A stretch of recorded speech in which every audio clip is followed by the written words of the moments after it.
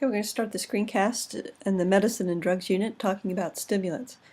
The objectives of this screencast at the end, you should be able to list the physiological effects of stimulants.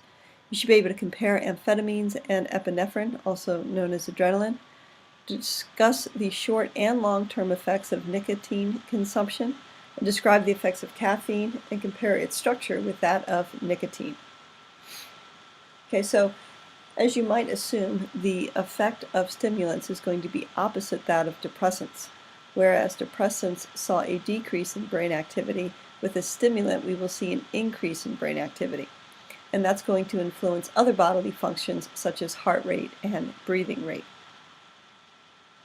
So with a stimulant, you would experience increased heart rate, increased blood pressure, and increased mental alertness. Other effects would be to open up the airways, which would facilitate breathing. It would reduce the appetite, which is why stimulants are sometimes used for weight loss.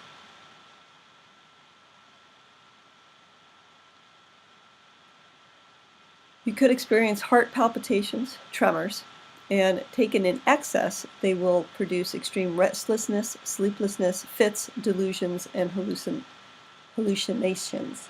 Sympathetic nervous system.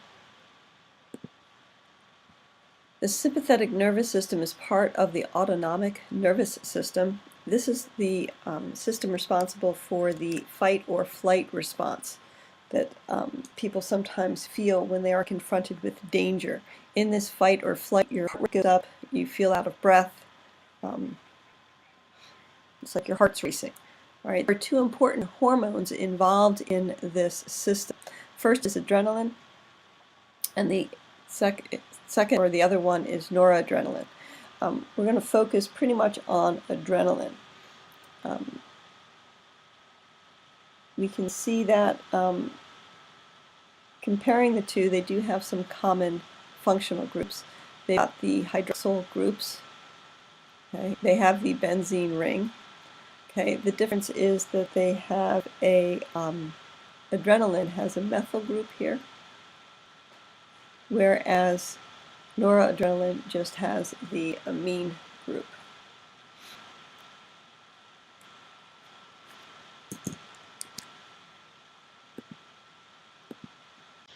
I'm not exactly sure why the methane group wasn't drawn there. I think I cut it off when I cut it and pasted.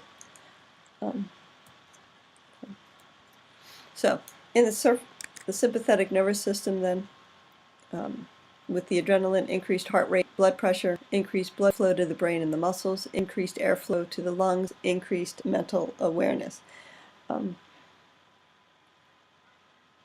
So that the adrenaline is going to act as a stimulant, and it really, because you're faced with danger, you want to be alert to decide how to deal with the danger confronting you. All right, moving into amphetamines. This is a class of compounds that are similar in structure and function to that of adrenaline and noradrenaline. These are called sympathomimetic drugs, and it mimics adrenaline and noradrenaline. You do need to know this term. Okay, know this term.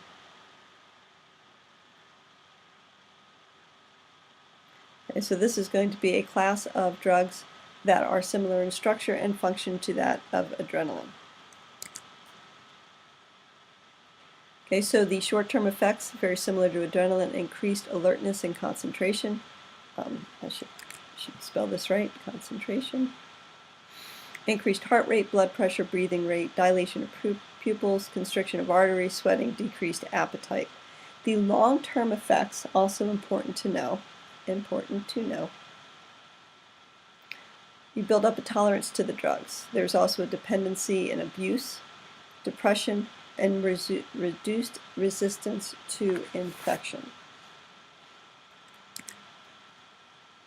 We look at the structure of the amphetamines, and remember, this unit is about side effects and looking at the structures and seeing similarities and differences. I should say effects and side effects, and then the structure, similarities, and differences. Amphetamines and adrenaline. These are both derivatives of phenylethylamines. This functional group here is known as a phenyl. It would be a benzene ring with an R group attached to it. So we have our phenyl group, our ethyl, and then the amine.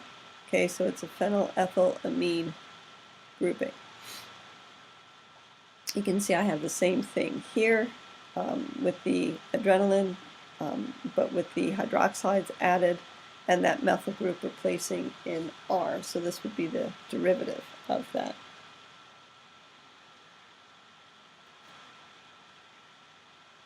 Remember, there's no need to memorize the structure since you'll have that data booklet. Okay. So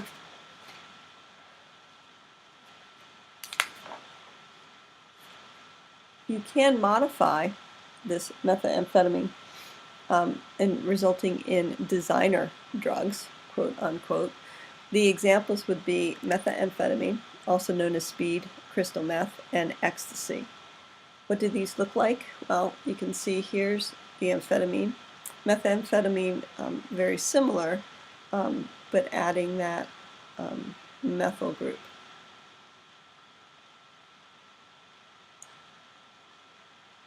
And then ecstasy, adding this 5-ring structure at the end.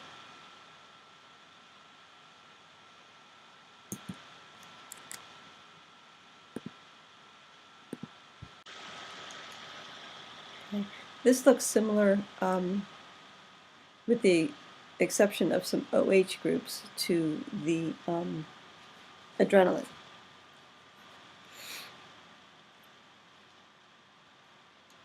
Okay, so let's move on to nicotine and caffeine. And again, what we're going to be focusing on is the short and long-term effects of nicotine consumption, the effects of caffeine, and then comparing the structures of both caffeine and nicotine, not necessarily in that order.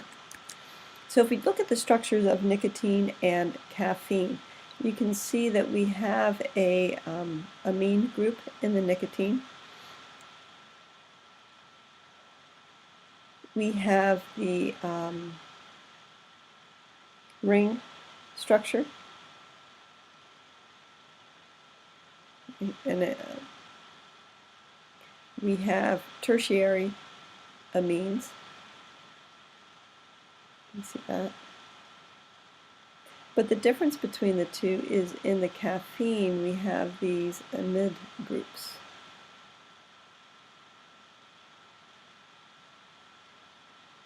So there are some similarities, but there are some marked differences in the structure between these two.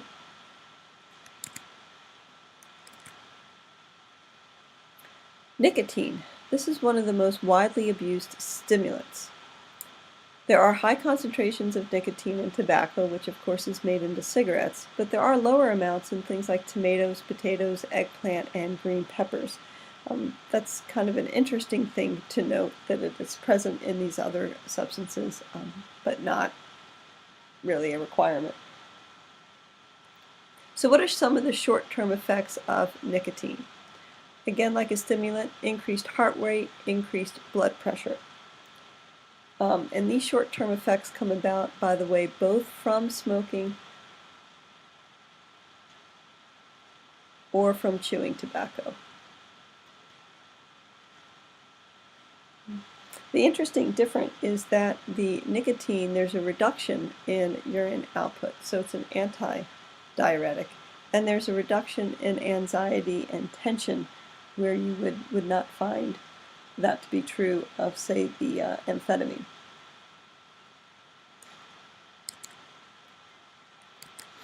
Long-term effects. There's a risk of heart disease, increased risk of lung, mouth, and throat cancers, real risk of addiction, and there is a reduction in the capacity of your blood to carry oxygen from the nicotine.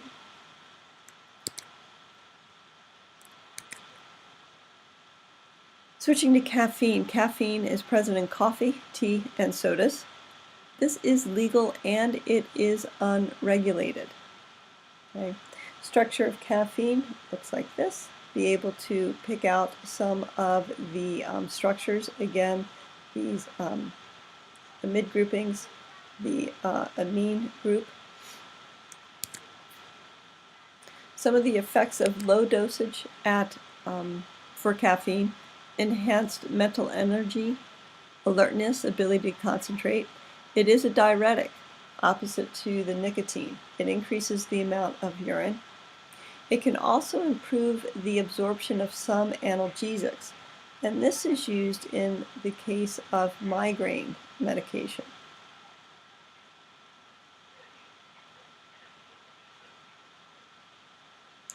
Okay. Migraine medicine typically includes caffeine because it improves the absorption of some of those analgesics.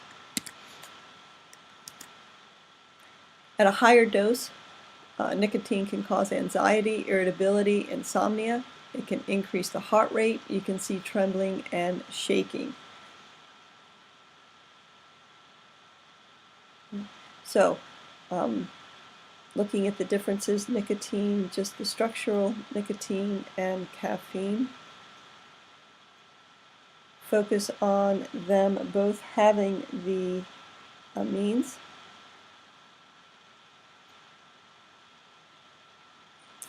And the amides are what would be the differences in the structure.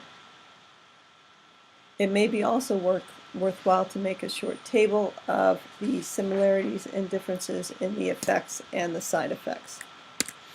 That ends the screencast on stimulants.